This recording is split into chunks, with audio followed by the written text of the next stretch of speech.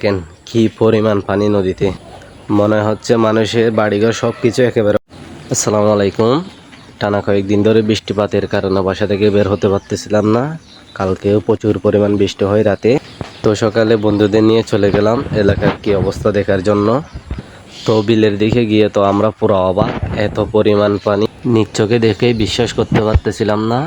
এখন অবশ্য ফসলের সিজন না, তবে অনেকেই ফসল চাষ করছে বিলের মাঝে, সব পানির নিচে চলে গেছে। অনেক মানুষের বাসায়ও নাকি পানি উঠছে। যাদের বাড়ি একটু নিচু জায়গায় তারা আশ্রয় নিচ্ছে পানি বেশি ওঠার কারণে বাসায়। দেখেন কি পরিমাণ পানি নদীতে, মনে হচ্ছে মানুষের বাড়িঘর সব কিছু একেবারে বাসায় নিয়ে যাবে। দেখেন বন্যার পানির সাথে কি পরিমাণ গাছ বাস ভেসে আসছে।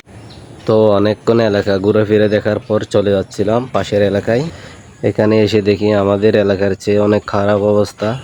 রাস্তার উপরও পানি, কোনটা রাস্তা কোনটা বিল বোঝা যাচ্ছে না।